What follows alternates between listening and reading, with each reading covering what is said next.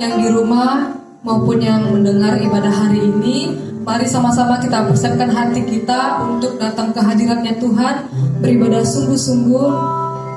Kita mengucap syukur atas setiap anugerah yang diberikan Tuhan kepada kita. Terima kasih Tuhan, terima kasih Bapa atas setiap penyertaan-Mu ya Tuhan dalam kehidupan kami ya Bapa. Kami ada saat ini ya Tuhan, bukan karena hebat kuat kami ya Tuhan, tapi karena kasih karunia-Mu yang selalu melimpah ya Tuhan dalam kehidupan kami. Terima kasih Tuhan. Roh-Mu yang hidup,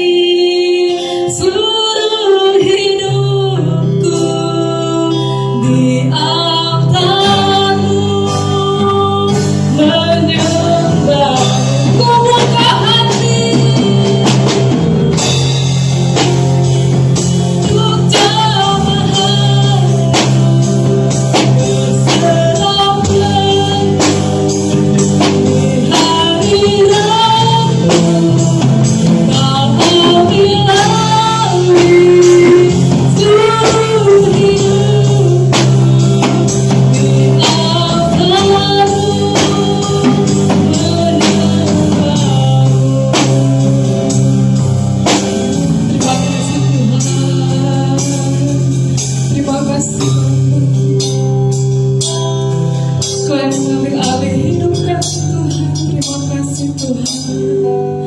Engkau Allah yang begitu baik ya Tuhan. Engkau Allah yang begitu berkuasa ya Tuhan di dalam kehidupan kami Tuhan. Terima kasih ya Bapa, terima kasih Tuhan. Kami mau terus ya Tuhan dibaharui ya Tuhan. Kami mau ya Tuhan hidup sehati, sepikir, seperasaan dengan Engkau ya Tuhan. Kami mau sejalan dengan firman-Mu ya Tuhan. Kami mau dibentuk ya Tuhan. Kami mau menjadi murid yang taat ya Tuhan. Ya Tuhan, terima kasih Tuhan. Terima kasih Bapa. Kami mau menaikkan syukur kami ya Tuhan. Kami mau menaikkan setiap puji-pujian kami ya Tuhan di hadapan-Mu ya Tuhan. Kau Tuhan penolong dalam hidupku.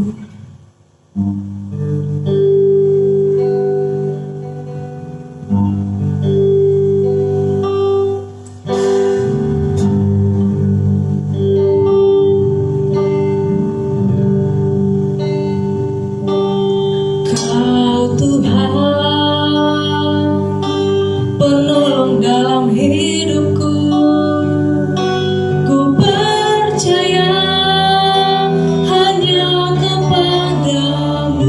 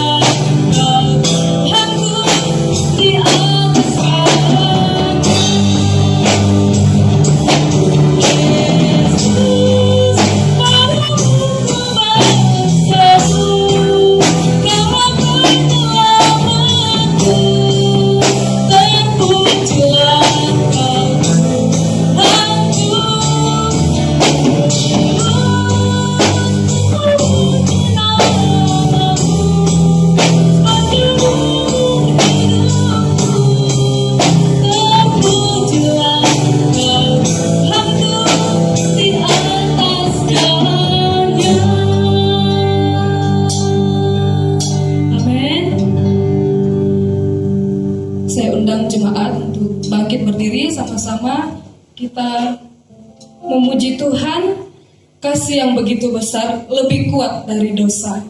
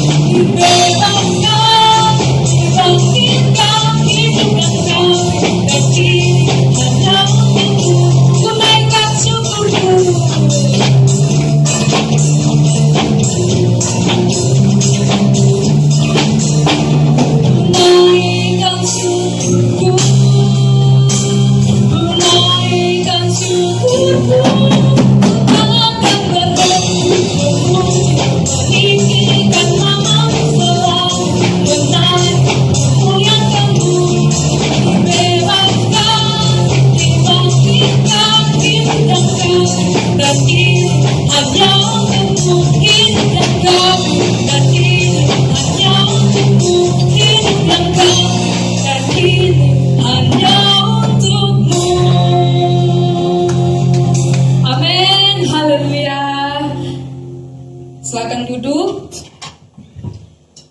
Kita persiapkan hati kita untuk mendengar kebenaran firman Tuhan. Hati sebagai hamba.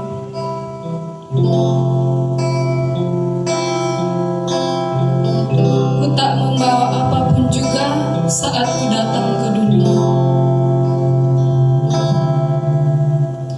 Ku tak membawa apapun juga saat ku datang ke dunia. Ku tinggal semua pada akhirnya saat ku kembali ke surga.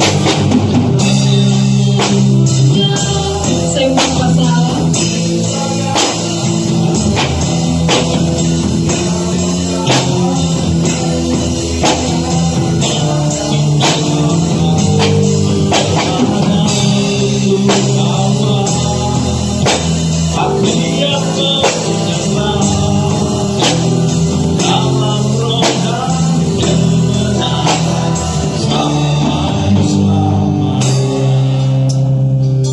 Inilah yang kupunya Tuhan. Inilah yang kupunya, hati sebagai hamba yang mau taat dan setia padamu Bapa. Kemana ku bawa hati yang menyembah dalam roh dan kebenaran sampai selamanya. Dalam roh dan kebenaran sampai selamanya. Dalam roh Tuhan, dalam roh dan kebenaran sampai selamanya. Kami bersyukur Bapa, kami berterima kasih Tuhan. Saat ini kami datang kembali di minggu ini Tuhan, di awal minggu di bulan yang baru. Kami datang Tuhan kepadamu mengucap syukur dan berterima kasih. Terlebih lagi Tuhan, kami mau mendengarkan perkataan-Mu, kebenaran yang berasal daripada Engkau Tuhan, agar hidup kami ini Tuhan terus menjadi hamba-hamba yang terus berjalan sesuai dengan kehendak-Mu. Kami siap belajar, kami siap mendengar. Di dalam nama Tuhan Yesus Kristus kami berdoa. Haleluya. Amin. Selamat hari Minggu, jemaat yang terkasih dalam Tuhan, dan semua para pendengar kebenaran firman Tuhan. Di minggu ini kita memasuki awal bulan, ya. Pastinya setiap bulan yang baru, setiap hari yang baru pasti ada sukacita yang baru dan pasti ada pesan Tuhan buat kita semua. Jadi hari ini di awal minggu di bulan yang baru, saya mau menyampaikan firman Tuhan dari 1 Petrus 2 ayat 18 sampai dengan ayat yang ke-25.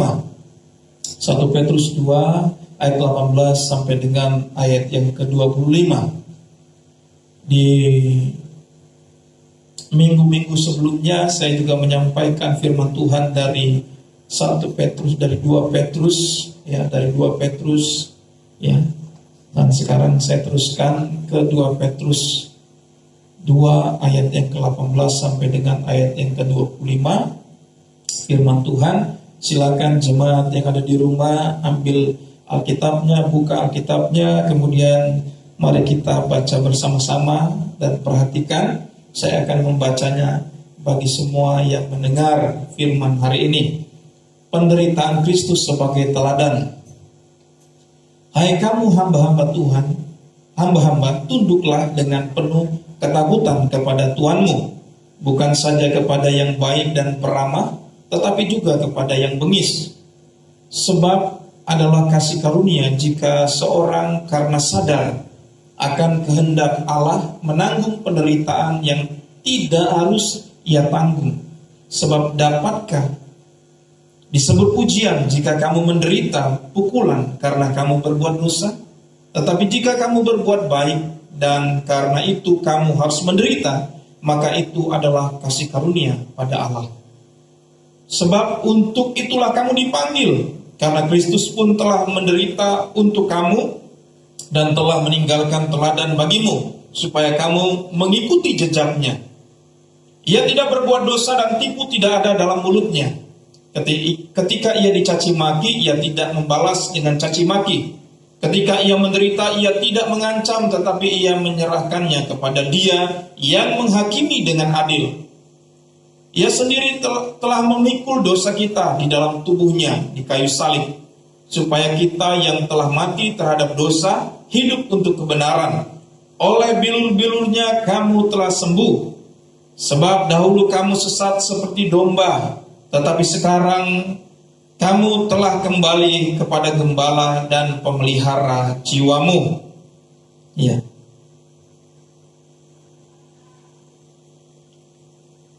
Kita baca kembali dulu ayat 21-nya. Bersama-sama, 1, 2, 3. Sebab untuk itulah kamu dipanggil, karena Kristus pun telah menderita untuk kamu dan telah meninggalkan teladan bagimu, supaya kamu mengikuti jejaknya. Ya, dipanggil untuk menjadi serupa. Dipanggil untuk menjadi serupa. Serupa dengan siapa? Nanti kita akan lihat. Serupa dengan siapa? Ya, pastinya serupa dengan Yesus. Lalu, ya, apakah cukup dengan perkataan aku sudah serupa dengan Yesus? Tetapi pembuktian bahwa kita serupa dengan Yesus, Petrus mengingatkan atau mengajarkan atau memberi nasihat supaya hidup seperti apa? Ya. Apa yang menjadi tujuan Yesus datang ke dunia? Memanggil dan memberi teladan agar kita mengikuti jejaknya. Jadi apa yang menjadi tujuan Yesus datang ke dunia ini? Untuk memanggil dan memberi teladan agar kita mengikuti jejaknya, seperti ayat 21 tadi. Kalau kita perhatikan, sebab untuk itulah kamu dipanggil, karena Kristus pun telah menderita untuk kamu dan telah meninggalkan teladan bagimu. Jadi untuk itu kamu dipanggil. Untuk apa? Nanti kita lanjutkan. Jadi kita dipanggil, ya, supaya kamu mengikuti jejaknya. Kata dipanggil ini dari bahasa aslinya kaleo, mengundang. Jadi kalau ada bebek kaleo itu kita diundang untuk makan di situ, ya. Nah, namanya kaleo. Nah, terus mengikuti jejaknya. Kata mengikuti jejaknya dari bahasa aslinya atau bahasa Yunaninya epakoloiteo ignos autos. Melakukan, menjadi nyata, teladan, ya, meniru atau menurut cara yang sama. Kata kalau disambung kata ini, ya, epakoloiteo ignos autos. Jadi kita dipanggil itu untuk mengikuti jejaknya. Maksudnya jejak siapa? Ini pasti jejaknya Yesus, ya. Jejaknya Yesus.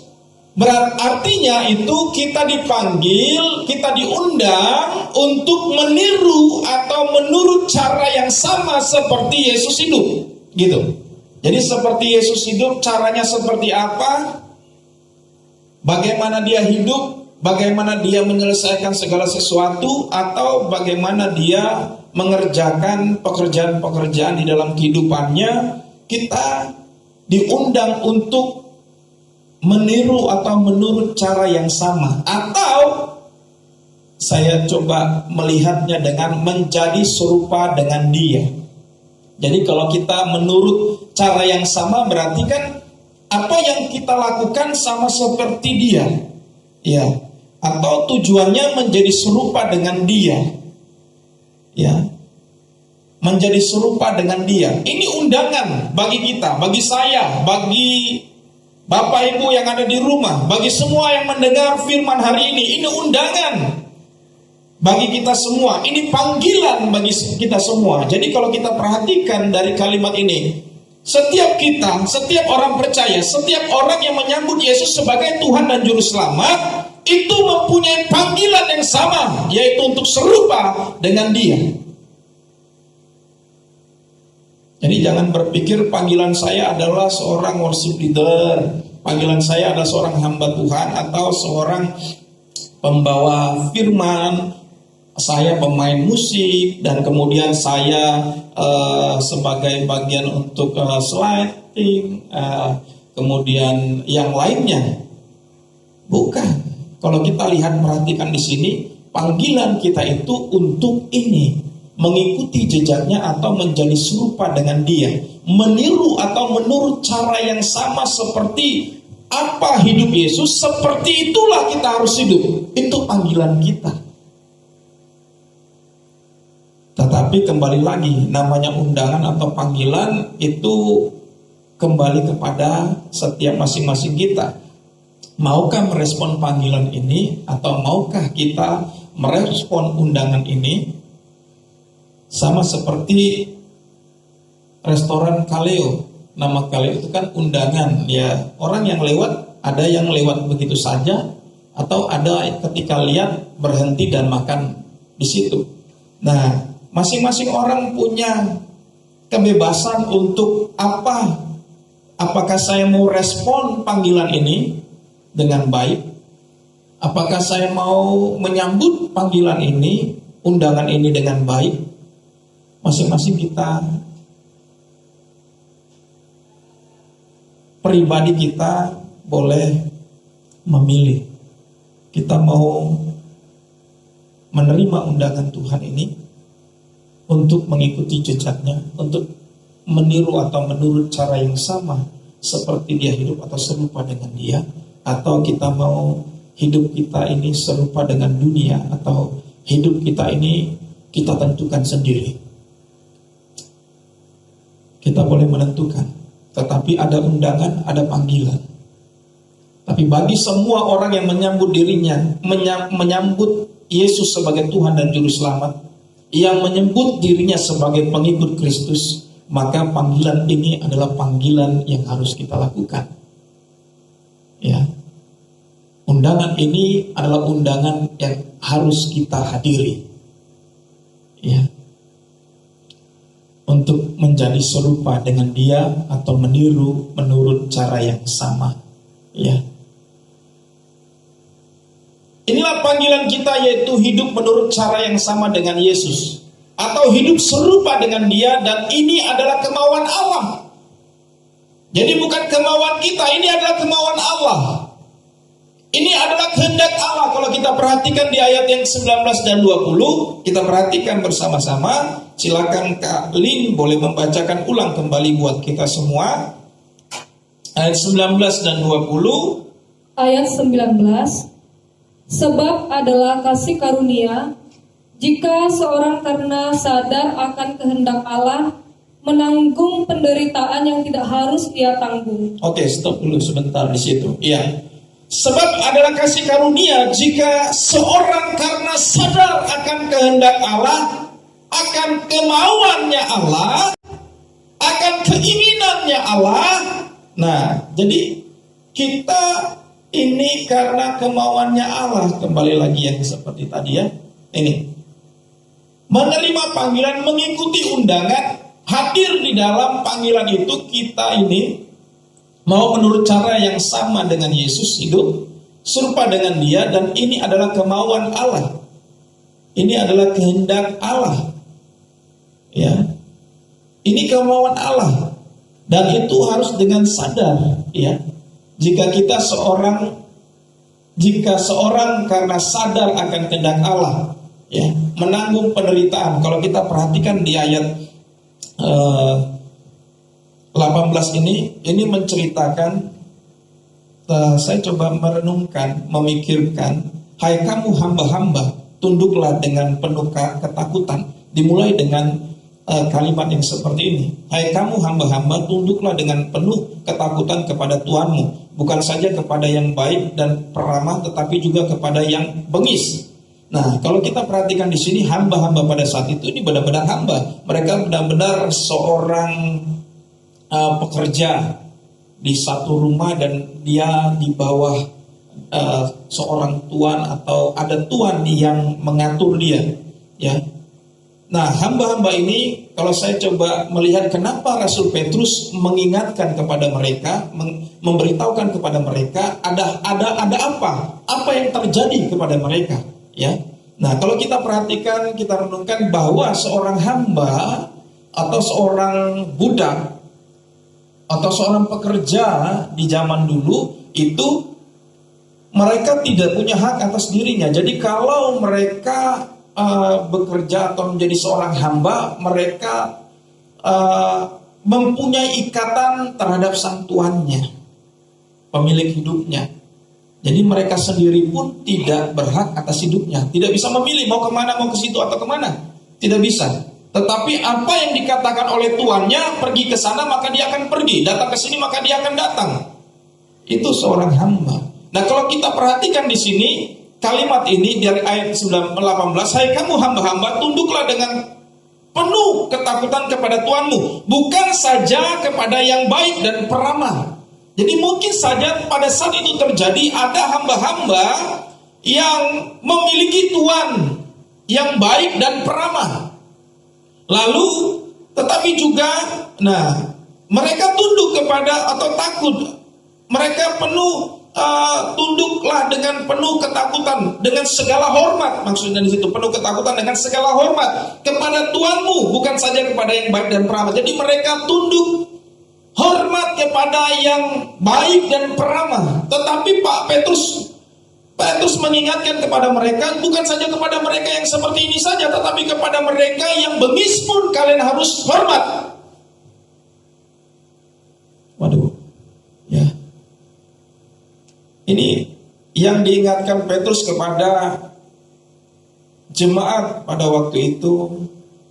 Mereka mempunyai pekerjaan sebagai hamba. Bisa saja pada waktu itu terjadi seorang hamba yang memiliki seorang tuan yang baik dan peramah. Lalu mungkin dia kehabisan uangnya, dia menjual orang ini atau hambanya kepada tuan yang lain atau orang lain yang memiliki uang. Karena dia kehabisan uang, dia jual hambanya. Pada waktu hamba ini memiliki tuan yang pertama ini ketika orangnya seorang yang baik, peramah. Jadi kalau katakan Tuhan, kami mau beribadah, pastinya hamba-hamba ini orang percaya, anak-anak Tuhan atau orang yang menyambut Yesus sebagai Tuhan dan Juru Selamat di zaman itu. Nah, jadi ketika mereka meminta kepada tuannya yang baik dan peramah ini, Tuhan kami mau beribadah, silakan pergilah beribadah. Datanglah kepada Tuhanmu dan sembahlah Dia, gitu. Kira-kira seperti itu. Dan mereka mengizinkan hamba-hambanya ini untuk datang beribadah. Tetapi ketika tuan yang pertama ini mungkin dia kehabisan uang, kemudian dia tidak punya uang lagi untuk memelihara hamba-hambanya ini, dia menjual hambanya ini kepada yang lain yang memiliki uang. Nah, yang baru ini, tuan yang kedua ini membeli hambanya ini. Tetapi tuan yang dimilikinya yang baru ini, tuan yang seperti dibilang di sini, bengis. Tuan yang bengis. Jadi ketika dia berhadapan dengan tuan yang bengis ini, seorang hamba ini, pada waktu dia ada di tuan yang pertama, dia bisa beribadah, dia bisa datang kepada Tuhan, dia bisa bersekutu, dia bisa melakukan aktivitas untuk datang kepada Tuhan. Tetapi ketika dia berhadapan dengan tuan yang bengis ini, ya, bisa saja pada saat dia meminta untuk datang beribadah, dia tidak diberikan waktu untuk beribadah. Pekerjaanmu hamba, bekerja di rumah, jangan kemana-mana. Ya. Nah, ketika melihat tuan yang seperti ini tidak diberikan waktu untuk beribadah, kemudian bukan salahnya tetapi dia selalu disalahkan, gitu. Apalagi tuan yang mencari kesalahan-kesalahan hambanya, selalu kena pukul. Kira-kira begitu. Nah, lalu ketika dia mengalami seperti ini, kemudian dia pasti bercerita dengan teman-teman yang lain. Dan bisa saja ini terdengar oleh Rasul Petrus. Dia bilang, enak ya waktu itu kami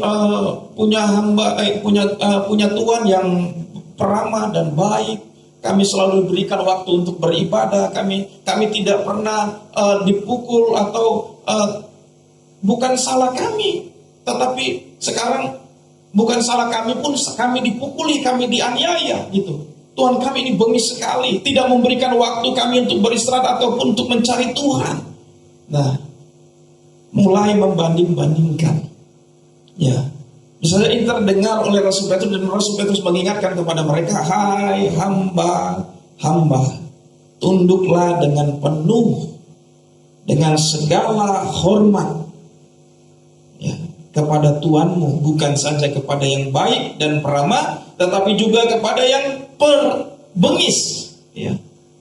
Jadi diingatkan kepada mereka, diingatkan kepada hamba-hamba pada saat itu, supaya apa? Gitu. Nah, nilainya itu yang ini yang kita mau ikuti, ini yang mau kita teladani. Itu juga yang diingatkan kepada hamba-hamba pada saat itu, supaya mereka melihat kepada Yesus. Ya. supaya mereka sebagai seorang hamba tetap menanggung apa yang diperhadapkan kepada mereka. Seperti di ayat 19 diingatkan, sebab adalah kasih karunia jika seorang karena sadar akan kehendak Allah menanggung penderitaan yang tidak harus ia tanggung. Ya. Dengan sadar akan kehendak Allah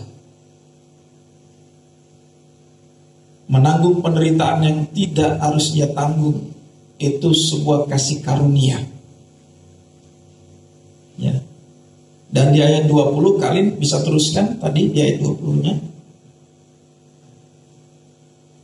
Ayat 20. Sebab dapatkah disebut pujian jika kamu menderita pukulan karena kamu berbuat dosa? Tetapi jika kamu berbuat baik dan karena itu kamu harus menderita, maka itu adalah kasih karunia pada Allah. Oke. Jadi kira-kira hamba-hamba pada saat itu mereka sudah berbuat baik, sudah melayani dengan baik tuannya, tetapi tuannya selalu saja mencari-cari kesalahan. Mereka sudah melakukan yang benar, melayani dengan benar, dan bahkan memberikan yang terbaik kepada tuannya ini, tetapi tuannya ini yang bengis ini selalu saja mencari kesalahan dan juga membuat orang atau hamba ini menderita. Tetapi Petrus mengingatkan, Rasul Petrus mengingatkan, ya, kalau karena berbuat baik kamu menderita, maka itu adalah kasih karunia Allah. Oke, ya, sudah berbuat baik, sudah melayani dengan sungguh, tetapi kamu direspon dengan penderitaan. Petrus mengingatkan kepada hamba-hamba ini, itu adalah kasih karunia. Kenapa? Supaya apa? Supaya tuannya ini boleh melihat Allah yang hidup dalam pribadi seorang hamba ini, kekristenan yang hidup dalam pribadi seorang hamba ini. Nah, nilai ini yang kita mau miliki, yang diingatkan kepada kita. Karena untuk itu dipanggil. Nah, dilanjutkan ayat 21-nya, ya. Sebab untuk itulah kamu dipanggil, karena Kristus pun telah menderita untuk kamu dan telah meninggalkan teladan bagimu supaya kamu mengikuti jejaknya. Ya.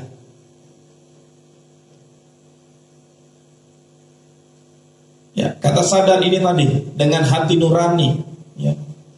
Sebab adalah kasih karunia jika seorang karena sadar dengan hati nurani, karena hati nuraninya, ya, melakukan apa yang Tuhan mau, yang Allah inginkan, kehendak Allah, menanggung penderitaan yang tidak harus ia tanggung. Ya. Ayat 20, sebab dapatkah disebut pujian jika kamu menderita pukulan karena kamu berbuat dosa? Tetapi kalau hamba itu atau seorang pekerja itu dia mencuri, dia berbohong, atau dia menggelapkan uang tuannya, patut dia dipukuli karena dosanya. Tetapi jika kamu berbuat baik karena itu kamu harus menderita, maka itu adalah kasih karunia pada Allah. Ya. Jadi kalau kita perhatikan di sini,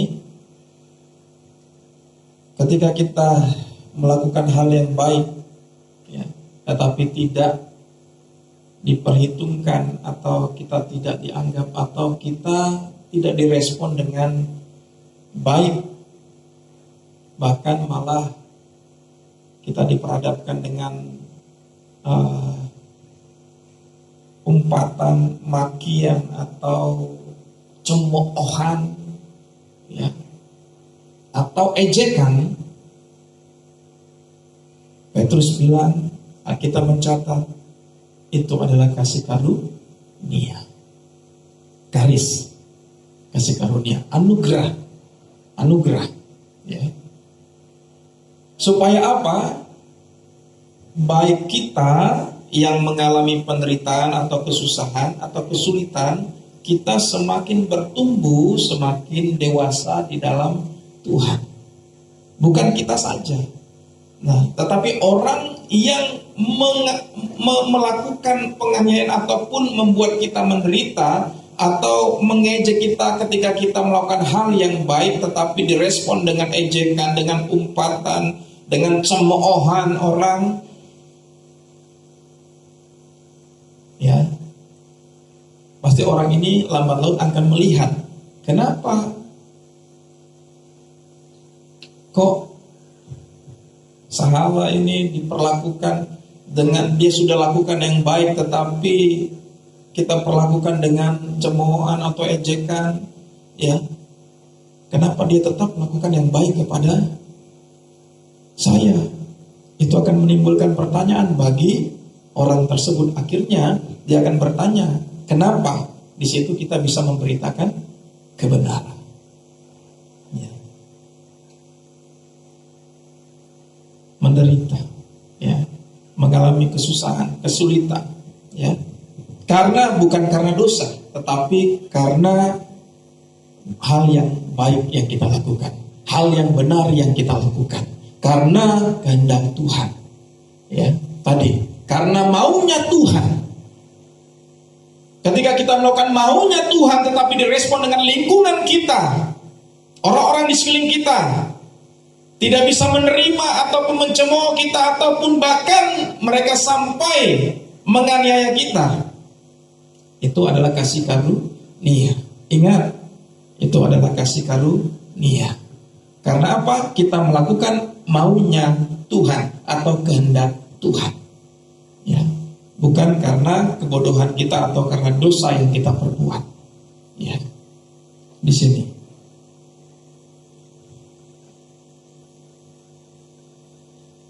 ya. Untuk apa kita dipanggil? Untuk hidup dalam kasih karunia Allah. Siapa yang mau hidup dalam kasih karunia Allah?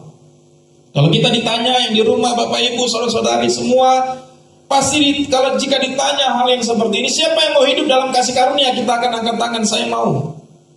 Saya mau hidup dalam kasih karunia. Iya. Apakah kasih karunia itu dipikir enak? Kalau kita lihat perikop ini, kita hidup dalam kasih karunia sama dengan kita hidup dalam penderitaan. Tidak ada juga kasih karunia yang nyaman-nyaman saja, ya.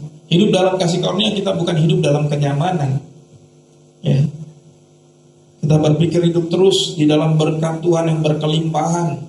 Kita terus berpikir kita akan aman saja, aman tentram dalam perlindungan Tuhan. Ya, kita salah besar kalau kita berpikir seperti itu. Tetapi firman hari ini mengingatkan, Rasul Petrus memberi nasihat kepada orang percaya di zaman itu atau kita yang mendengar di zaman ini.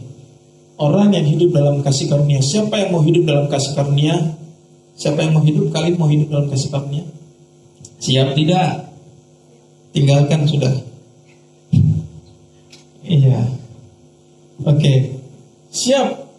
Iya, kata siap itu kita harus lihat. Hidup dalam kasih karunia Allah adalah hidup yang sadar melakukan kehendak maunya Allah.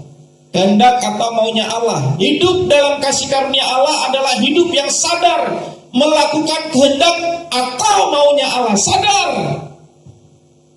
saya ini sedang melakukan maunya Allah, ya. Siap hidup dalam kasih karunia, siap hidup menderita. Ya, tapi lucu juga, siap, pasti semuanya siap. Tapi kalau dibilang siap tinggalkan games, susah. Nggak ada di sini orangnya. Iya, oke. Nah, itu baru berapa? Kalau kita meninggalkan apa yang kita sukai, apa yang menjadi kenyamanan kita, tidak seberapa. Tetapi kalau kita pikir-pikir, kita meninggalkan apa yang menjadi kesenangan kita, apa yang menjadi kenyamanan kita, atau yang kita geluti. Ya, ini belum penderitaan. Ya. Belum penderitaan yang diminta. Tapi kalau kita meninggalkan apa yang kita senangi aja, kita sudah bilang, aduh, ya, susah sekali, ya.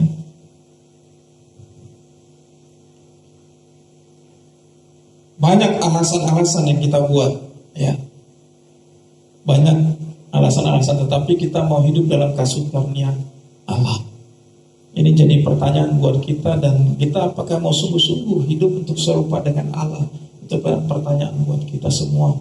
Hidup dalam kasih karunia Allah adalah hidup yang sadar melakukan kehendak atau maunya Allah. Maunya Allah yang kita harus hidupi, yang harus kita kerjakan. Hidup dalam panggilan melakukan nyata menurut cara yang sama Yesus hidup. Cara yang sama Yesus hidup. Hidup dalam panggilan melakukan nyata menurut cara yang sama Yesus hidup. Atau serupa dengan Yesus dalam penderitaan. Ya. Serupa dengan Yesus dalam penderitaan. Ya. Itu hidup dalam kasih karunia. Ya. Jadi Bapak Ibu, saudara-saudaraku yang terkasih dalam Kristus, mari, ini sudah saatnya kita harus bersungguh-sungguh hidup dalam kasih karunia. Hidup dalam kasih karunia berarti kita mau melangkah hidup dengan melakukan maunya Allah, bukan maunya kita. Hal-hal yang tidak ada hubungannya dengan maunya Tuhan, mari kita selesaikan dengan cepat, dengan cara seksama dan dalam tempo yang sesingkat-singkatnya. Ya, jangan berlama-lama. Mari kita putuskan. Ya, mari kita putuskan dengan cepat. Apa yang bukan maunya Tuhan, itu kita selesaikan. Kita tidak butuhkan itu. Ya. Tetapi apa yang harus kita kerjakan, apa yang harus kita lakukan, apa yang maunya Tuhan, itulah yang harus kita kejar. Itu yang harus kita hidupi. Itu yang harus kita miliki sebagai orang-orang percaya di zaman ini. Bukan apa yang maunya saya. Ya. Apa yang kehendak saya, apa yang keinginan saya, bukan itu yang harus kita, yang ada pada kita, tetapi apa yang menjadi maunya Tuhan, itu yang harus ada pada kita. Ya, seperti apa maunya Tuhan? Ya, melalui perikop ini Rasul Petrus mengajarkan kepada kita untuk melakukan nyata. Ya, Petrus meminta dengan nyata, tidak di awang-awang kita mengenal firman Tuhan, tetapi biar firman itu mendarat dengan benar di dalam hati dan kehidupan kita. Jadi tidak lagi kita membicarakan firman Tuhan hanya berbicara saja, tetapi tidak mendarat dalam perilaku kita, tidak mendarat dalam setiap kehidupan kita atau melakukan nyata di dalam kehidupan kita. Sekarang sudah saatnya kita harus melakukan nyata supaya kita semakin serupa dengan Kristus, seperti itu yang diinginkan, yang dimau oleh Allah. Iya. Jadi lakukan nyata. Hidup menurut cara yang sama seperti Yesus. Hidup seperti apa maunya Tuhan? Seperti apa hidup maunya Tuhan? Ini yang pertama. Hidup kudus dan tidak dalam kepalsuan. Ayat 22. Kalian boleh bacakan? Ayat 22. Ia tidak berbuat dosa dan tipu tidak ada dalam mulutnya. Oke. Ia tidak berbuat dosa dan tipu tidak ada dalamnya. Yang pertama, hidup seperti apa yang Tuhan mau, yang Tuhan kehendaki. Yang kita harus lakukan dengan nyata. Hidup kudus tidak dalam kepalsuan, tidak berbuat dosa, atau hidup kudus dan tipu tidak ada dalam mulutnya. Tidak ada kepalsuan di dalam kehidupan kita. Kalau ini berani 4 ayat 15, hidup dalam kekudusan Yesus. Kalau kita baca nih ayatnya, sebab imam besar yang kita punya bukanlah imam besar yang tidak dapat turut merasakan kelemahan kita. Sebaliknya sama dengan kita, ia telah dicobai, hanya tidak berbuat dosa.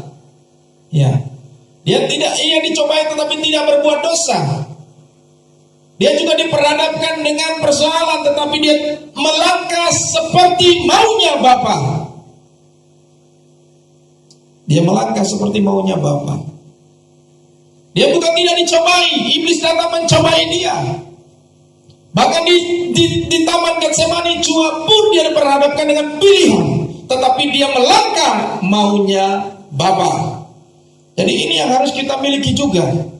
Ya. Ketika kita diperhadapkan dengan persoalan dalam kehidupan kita, kita tetap melangkah dengan maunya Bapa atau maunya firman, bukan maunya kita. Iya. Dan tidak ada kepalsuan. Ia hidup tidak dalam kepalsuan atau tidak menipu. Dalam bahasa Yunaninya dolos, atau bahasa Ibraninya dari Yesaya 53 ayat 9, mirmah. Tidak ada pengkhianatan, tidak ada pura-pura. Hari ini di hari Minggu saya mendengarkan firman Tuhan supaya kita hidup mengikuti kebenaran firman Tuhan, supaya kita hidup melangkah seperti apa maunya Kristus. Tetapi ketika kita keluar dari rumah kita, kita mulai berjalan semau-maunya kita. Ketika kita ada di kantor, apa yang kita lakukan? Ketika kita ada di tempat pergaulan kita, apa yang kita lakukan? Tidak ada pura-pura. Stoplah pura-pura, stop pengkhianatan. Tidak ada tipu, atau artinya pura-pura dan pengkhianatan ini. Jadi untuk apa pura-pura tidak ada untungnya? Atau pura-pura? Coba bayangkan kalau kerajaan surga juga pura-pura menerima engkau. Aduh, sakit hati kita. Ya. Jadi jangan pura-pura lagi. Kalau di rumah kita hidup bergaul dengan firman Tuhan, maka di dalam kehidupan kita sehari dalam pergaulan kita, di tempat di mana Tuhan mengutus kita atau ditempatkan, lingkungan pekerjaan, lingkungan sekolah, lingkungan perkuliahan, atau di lingkungan seperti apapun, kita memperlihatkan firman yang hidup, bukan firman yang mati, ya, tetapi firman yang hidup. Tidak ada tipu, tidak ada pura-pura, tidak ada pengkhianatan, ya. Tidak ada kepalsuan di dalam diri kita. Hidup kudus dan tidak ada kepalsuan. Itu yang Tuhan mau, itu yang Tuhan inginkan, itu yang harus mendarat di dalam kehidupan kita. Tidak ada kepalsuan. Pengajaran dan perilaku hidupnya selaras. Jadi apa yang kita dapatkan dalam pengajaran firman Tuhan, ketika kita mengikuti pemuridan, ketika kita membacakan firman Tuhan, maka hidup kita selaras juga seperti apa yang diucapkan dalam firman Tuhan. Itu yang Tuhan mau. Ya.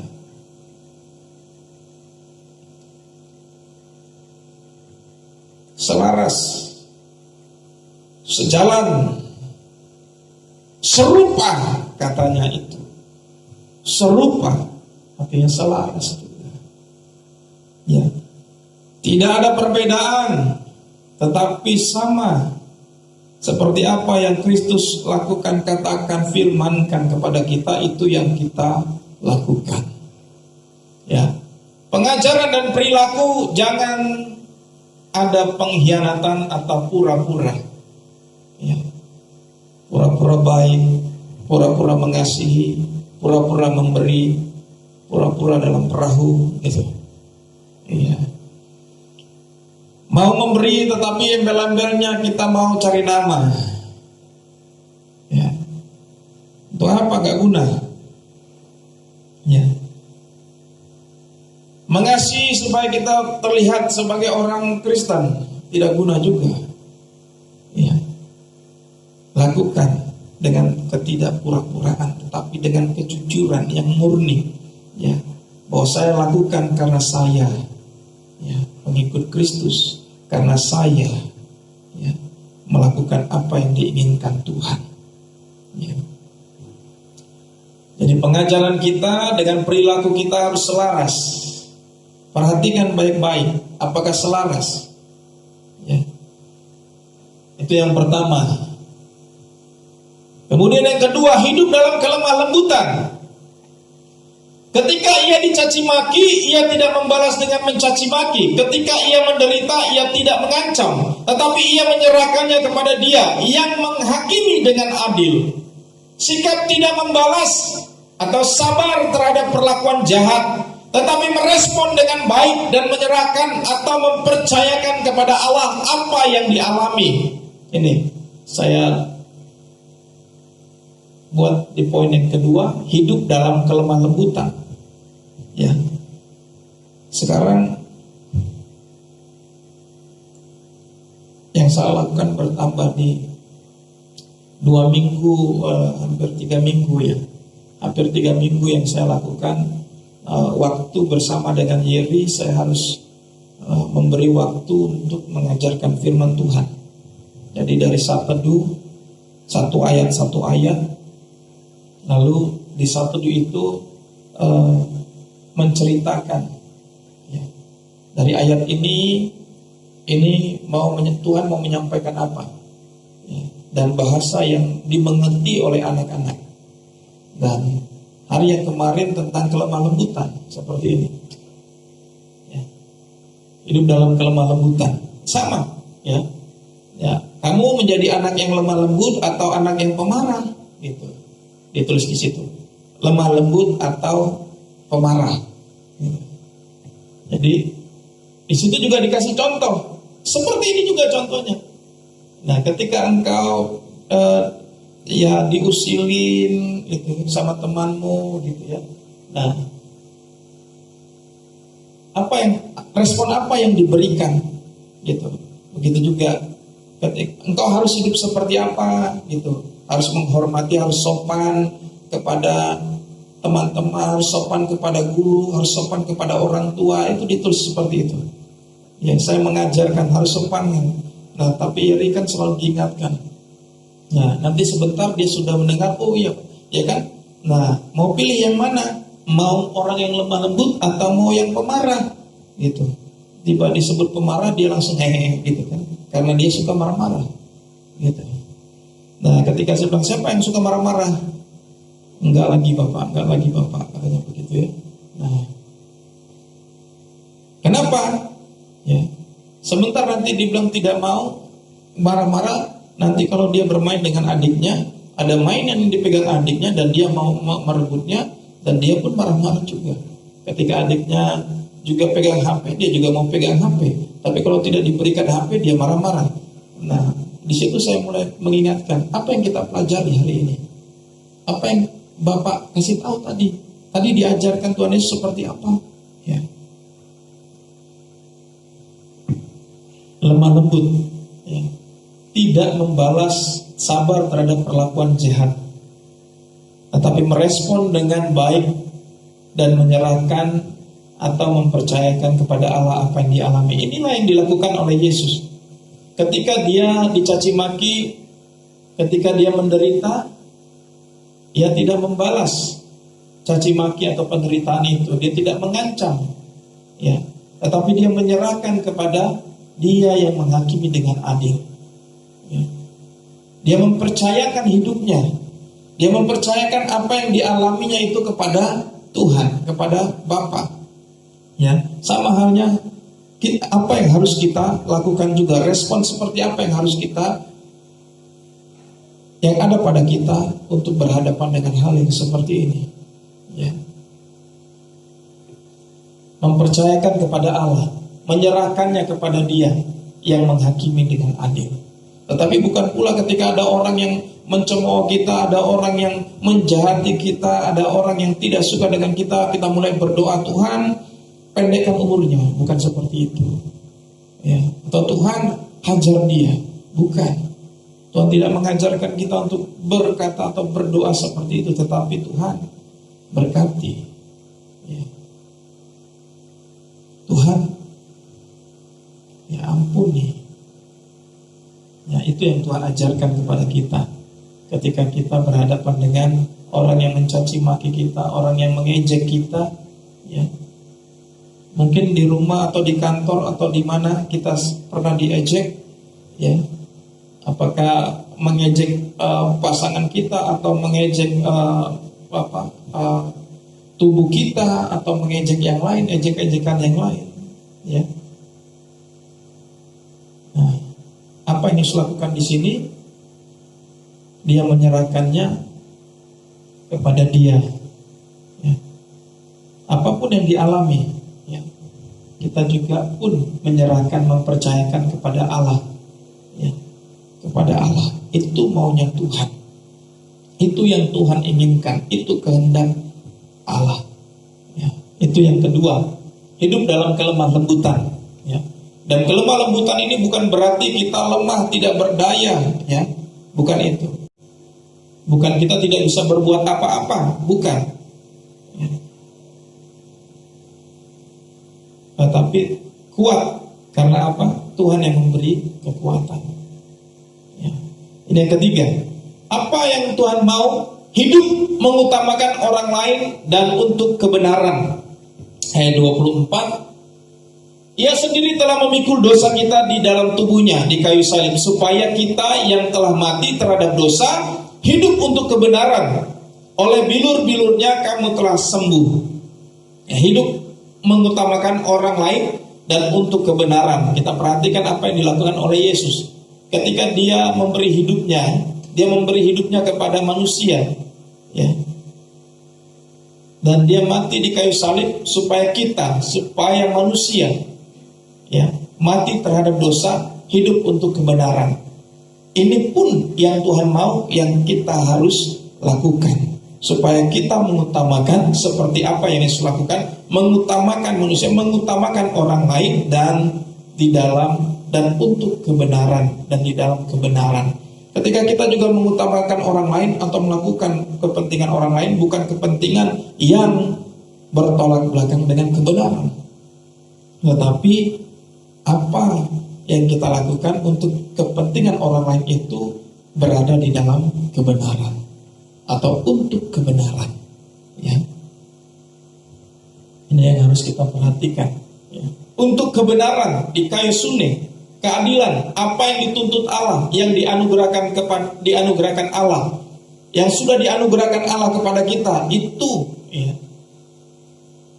Kebenaran berpikir, berperasaan dan bertindak. Kata di kayu sungai ini juga mempunyai etik kebenaran berpikir, berperasaan dan bertindak. Ya. Sikap yang mengutamakan orang lain daripada dirinya sendiri untuk kebenaran. Ya, sikap Yesus yang mengutamakan manusia daripada dirinya sendiri. Ini yang harus dilakukan. Mengutamakan orang lain tetapi dalam koridor kebenaran. Ya. Jangan kita mengutamakan orang lain untuk, ya, melakukan hal-hal yang bertolak belakang dengan kebenaran. Di tempat pekerjaan, ya, atau di sekolah atau di kampus, kita sebagai mahasiswa ada yang titip absen. Gitu. Nah, salah satu contohnya. Begitu juga sekolah, ya, juga ada yang titip absen atau ada yang mencontek itu karena bilang mengutamakan yang lain. Itu bukan yang diinginkan oleh Tuhan. Bukan hal yang seperti itu yang diinginkan Tuhan. Ya. Tetapi di dalam kebenaran kita melakukannya. Ya. Kita hidup dalam kebenaran, ya. Dan kebenaran itu yang kita sampaikan. Hidup dalam kebenaran itu yang kita perlihatkan bagi orang-orang atau yang kita utamakan ini. Ya. Mengutamakan orang lain itu di dalam kebenaran. Ya. Kemudian yang keempat, apa yang dimau Tuhan, apa yang diinginkan oleh Tuhan? Hidup untuk membawa kembali dan mengawasi jiwa. Sebab dahulu kamu sesat seperti domba, tetapi sekarang kamu telah kembali kepada gembala dan pemelihara jiwamu. Ya. Hidup untuk membawa kembali, ya, membawa kembali orang-orang atau jiwa-jiwa, membawa kembali kepada Tuhan dan mengawasi jiwanya. Ya, kita perhatikan, ya, apa arti dari jiwa itu. Kita yang telah kembali kepada maunya Tuhan memiliki tanggung jawab. Ya. Di ayat yang ke-24 tadi, ya. 25. Sebab dahulu kamu seperti domba, tetapi sekarang kamu telah kembali kepada gembala dan pemelihara jiwamu. Ya. Kita yang telah kembali kepada maunya Tuhan. Nah, semua apa yang kita lakukan, apa maunya Tuhan. Kita sudah kembali kepada maunya Tuhan, memiliki tanggung jawab dengan tidak melihat rupa tetapi setia menyambut, juga membawa kembali dan mengawasi jiwa, membawa kembali dan mengawasi jiwa itu. Ya, kata mengawasi itu seperti ini, mengawasi jiwa ini. Ya, kehidupan Jiwa itu kehidupan, psuke itu juga prinsip hidup. Mengawasi jiwa, membawa kembali jiwa, dan mengawasi jiwa kepada maunya Tuhan. Kita yang sudah melakukan apa yang menjadi maunya Tuhan, sudah kembali kepada apa yang menjadi maunya Tuhan, memiliki tanggung jawab untuk membawa kembali atau mengawasi jiwa kepada maunya Tuhan. Ya, rupanya kita punya tanggung jawab untuk hal yang seperti ini. Seperti contoh apa yang saya lakukan kepada anak saya, Yeri. Ya, saya harus mengawasi prinsip hidupnya, kata jiwa ini punya arti prinsip hidup, psuke itu punya arti prinsip hidupnya. Saya harus mengawasi prinsip hidupnya. Mulai dari kapan? Mulai dari sekarang. Saya harus membentuk prinsip hidupnya. Mulai dari kapan? Mulai dari sekarang. Supaya apa? Supaya dia nanti ketika berjalan bertumbuh dan semakin dewasa, dia punya prinsip yang sama seperti apa yang dikatakan oleh firman Tuhan. Bukan prinsip yang diambil dari atau yang diasuh dari dunia. Bukan prinsip itu. Nah, makanya kenapa di ayat yang terakhir ini dibilang, sebab dahulu kamu sesat seperti domba, tetapi sekarang kamu telah kembali kepada gembala dan pemelihara jiwamu. Itu begitu. Ya. Jadi kita yang sudah kembali kepada maunya Tuhan mempunyai tanggung jawab supaya apa? Kita membawa kembali jiwa dan mengawasi jiwa itu, memelihara jiwa itu. Kata mengawasi jiwa itu. Ya. Mengawasi prinsip hidupnya. Supaya apa?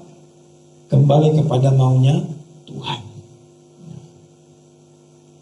Kita bukan malah memberikan prinsip-prinsip yang kita ambil dari dunia ini. Bukan prinsip yang dunia ini yang kita tularkan atau kita teruskan kepada anak kita atau kepada jiwa-jiwa di sekeliling kita. Tapi prinsip yang kita harus berikan atau tularkan adalah prinsip kebenaran firman Tuhan. Itu yang harus terjadi. Karena apa? Karena kita sendiri sudah kembali kepada maunya Tuhan. Ya. Punya tanggung jawab supaya anak kita atau orang-orang di sekeliling kita pun memiliki prinsip hidup seperti maunya Tuhan. Sama, apa yang saya ajarkan juga, apa yang saya sampaikan juga kepada jemaat, supaya menjadi atau memiliki prinsip firman Tuhan, bukan prinsip hidup saya, tidak. Ya. Tetapi apa yang dari firman Tuhan ini yang harus kita tularkan. Apa yang diingatkan kepada kita, apa yang disampaikan kepada kita, apa yang kita pelajari dari pemuritan, itu yang kita lakukan. Itu yang menjadi prinsip hidup kita, dan kita teruskan kepada generasi kita atau kepada anak kita, kepada orang-orang di sekeliling kita. Prinsip hidup kepada maunya Tuhan. Ya. Jadi jangan prinsip hidup yang lainnya atau prinsip yang diambil dari dunia ini. Banyak, ya. Karena itu berhati-hati ketika kita menularkan atau meneruskan kepada anak-anak kita, kepada orang-orang di sekeliling kita. Ya. Jangan pakai prinsip-prinsip dunia, tetapi kita gunakan apa yang menjadi prinsip firman Tuhan. Apa yang diajarkan oleh para senior iman kita, apa yang diajarkan oleh Rasul Petrus pada saat yang kita dengarkan hari ini, seperti apa kita harus hidup. Ya. Kalau dikatakan penderitaan Kristus sebagai teladan, maka prinsip itulah yang harus kita punyai. Ya. Prinsip itu yang harus kita hidupi. Bahwa kasih karunia itu adalah penderitaan, sama dengan penderitaan. Kita jangan berpikir lagi bahwa kasih karunia itu kita mendapatkan berkat-berkat berkelimpahan atau kita hidup dalam kenyamanan. Tetapi prinsip apa yang Petrus ingatkan kepada kita, itu yang kita miliki. Ya. Jadi jelas bagi kita. Jangan salah kita melihat atau menafsirkan atau memberitakan atau menyampaikan atau meneruskan kepada orang-orang selain kita atau anak-anak kita. Jadi ketika kita sudah kembali kepada maunya Tuhan, mempunyai tanggung jawab untuk kita juga membawa kembali jiwa dan mengawasi jiwa itu, ya. Mengawasi prinsip hidupnya. Saya berpikir waktu saya mempersiapkan firman ini juga apa urusannya kita mengawasi prinsip hidup orang? Tetapi tidak bisa tidak. Kita yang sudah mendapatkan, kita yang sudah kembali kepada maunya Tuhan, punya tanggung jawab seperti ini. Kita punya tanggung jawab untuk menularkan prinsip-prinsip hidup seperti apa yang diinginkan Tuhan. Supaya apa? Supaya tidak kita saja yang terselamatkan, tetapi mereka juga diselamatkan. Karena itu perhatikan benar. Jika kita mau memiliki prinsip yang sama dengan prinsip seperti apa senior-senior iman kita, tidak bisa kita jauh daripada firman Tuhan. Karena prinsip itu kita dapatkan dari sebanyak apa yang banyak menjadi asupan kita, itu akan menjadi prinsip di dalam kehidupan kita. Ya.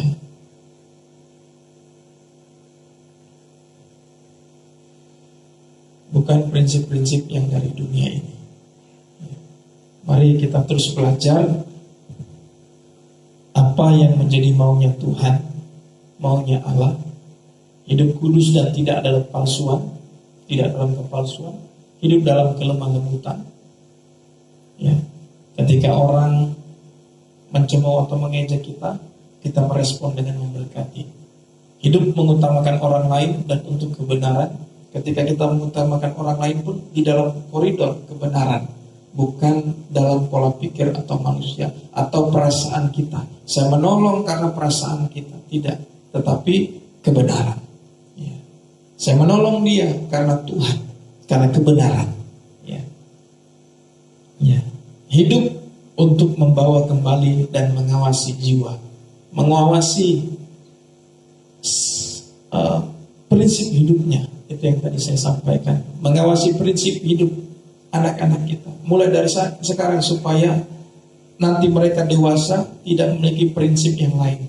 Tetapi prinsip yang bahkan kita katakan, kita bisa mengatakan kepada keturunan kita atau anak-anak kita atau orang-orang selain kita, ikutilah teladanku seperti aku mengikuti teladan Kristus. Ini prinsip yang dimiliki oleh Paulus. Prinsip hidup yang diteruskan, yang ditularkan kepada orang-orang muda yang meneruskan pengembalaannya. Ya, Timotius dan yang lainnya, mereka mengikuti prinsip-prinsip hidup yang dimiliki oleh Paulus. Maka Paulus pun dengan pastinya persetujuan Tuhan, dia boleh mengatakan ikutilah teladanku karena aku mengikuti teladan Kristus. Nah, perkataan ini juga yang Tuhan inginkan terucap dari mulut dan bibir kita. Kita bisa mengatakan kepada anak kita, ikutilah teladanku karena aku mengikuti teladan Kristus. Jadi mari jemaat yang terkasih, para pendengar, kita mau hidup sama seperti Yesus, menurut cara yang sama seperti Yesus, seperti maunya Allah, seperti apa yang sudah saya sampaikan hari ini. Ya. Menjadi murid yang hidup menurut cara yang sama dengan kehidupan Kristus Yesus, karena itulah teladan yang diberikan bagi kita semua untuk kembali menjadi serupa dan segambar dengan Tuhan.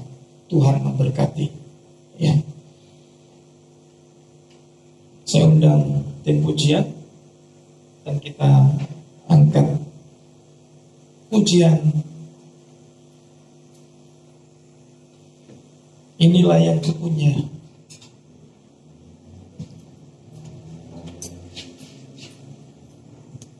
Hati sebagai hamba.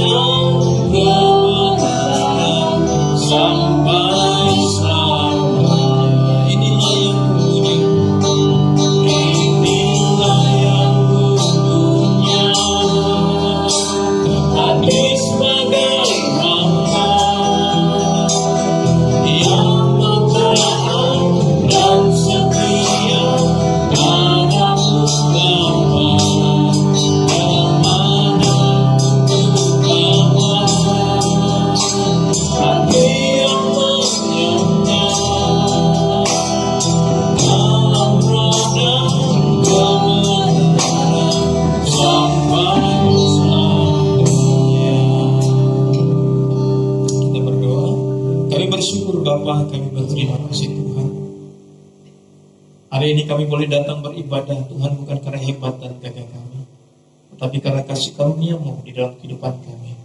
Dan hari ini juga ya Tuhan, Engkau membukakan, menyampaikan kepada kami ya Tuhan, hidup seperti apa yang Engkau mau ya Tuhan. Hidup yang di dalam kasih karunia. Hidup seperti apa itu ya Tuhan. Bapa, hari ini kami terus diingatkan, dan kami mau terus berjuang. Hidup seperti apa yang Engkau inginkan ini ya Tuhan. Kami tidak mau lagi berpura-pura dalam mengikut Engkau ya Tuhan, tetapi kami mau Tuhan sungguh-sungguh ketika kami ada di gereja, ketika kami ada di tempat kediaman kami, ketika kami ada di tempat lingkungan pekerjaan kami, dan ketika kami ada di tempat kami bersosialisasi, Tuhan, kami mau memperlihatkan kehidupan yang serupa, yang segambar dengan Engkau ya Tuhan. Kami mau menunjukkan kehidupan yang mengikuti jalan-Mu ya Tuhan. Bapa, Abah, berkati, urapi dan jamah kami Tuhan, agar kami pun juga Tuhan hidup dengan lemah lembut. Siapapun yang berhadapan dengan kami ya Tuhan, apapun yang diperlakukan kepada kami ya Tuhan, kami mau Tuhan berjuang. Kami terus mau merespon dengan kelemah lembutan ya Tuhan. Kami mau memiliki sikap seperti Kristus ketika berhadapan dengan orang-orang yang menyakiti, orang-orang yang mengejek, orang-orang yang mencemooh. Kami mau Tuhan menghadirkan nilai kerajaan-Mu Tuhan di dalam kehidupan kami ketika kami berhadapan dengan seperti ini Tuhan. Berkati, urapi kami anak-anak-Mu Tuhan, dan kami pun Tuhan pakai kami untuk kami membawa dan mengawasi jiwa-jiwa yang Engkau percayakan bagi kami, yang ada di lingkungan kami. Apakah itu keluarga kami Tuhan, apakah itu anak-anak kami, apakah itu orang-orang sering kami, saudara dan saudari kami Tuhan, apakah tetangga kiri dan kanan kami Tuhan. Kami mau menularkan, membawa mereka untuk kepada nilai-nilai kehidupan seperti apa yang Engkau kehendaki ya Tuhan, apa yang Engkau inginkan, apa yang Engkau mau ya Tuhan. Berkati kami, urapi kami dan jamah kami Tuhan, agar nama-Mu dimuliakan, diagungkan ya Tuhan.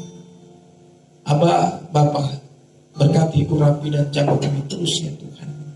Pimpin kami dalam keadaan zaman yang seperti ini pun ya Tuhan. Ini saatnya juga Tuhan kami hidup untuk melakukan apa maunya Tuhan, bukan apa yang mau jadi maunya kami Tuhan. Ampuni kami jika hingga pada saat ini Tuhan, kami masih mau melakukan apa yang mau kami Tuhan. Ampuni kami, dan biar kami kembali kepada apa yang menjadi mau-Mu ya Tuhan, apa yang menjadi kehendak-Mu ya Tuhan. Itu yang kami hidupi. Terima kasih Bapak, Abah, berkati kami jemaat-Mu, jemaat-jemaat-Mu yang berdiam di rumah, yang beribadah, mendirikan mesbah-Mu di tempat kediaman masing-masing. Saudara-saudariku yang berdiam di rumah, di kos-kosan ya Tuhan, yang membangun mesbah-Mu Tuhan, berkati, urapi Tuhan, jamah Tuhan. Engkau adalah Allah yang menjadi perlindungan bagi kami. Engkau Allah yang memimpin dan menyertai kami. Kami mau serahkan kehidupan kami ke dalam tangan-Mu. Berkati kami, urapi kami Tuhan. Terima kasih Bapa, Abah, terima kasih ya Tuhan. Juga kami menutup ibadah ini Tuhan dengan doa yang diajarkan Yesus kepada murid-muridnya. Bersama-sama kita mengucapkan doa Bapa kami. Bapa kami yang di surga, dikuduskanlah nama-Mu. Datanglah kerajaan-Mu, jadilah kehendak-Mu di bumi seperti di surga. Berikanlah kami pada hari ini makanan kami yang secukupnya, dan ampunilah setiap kesalahan kami, seperti kami juga mengampuni orang yang bersalah kepada kami. Dan janganlah membawa kami ke dalam pencobaan, tetapi lepaskanlah kami daripada yang jahat. Karena Engkau yang mempunyai kerajaan dan kuasa dan kemuliaan sampai selama-lamanya. Amin.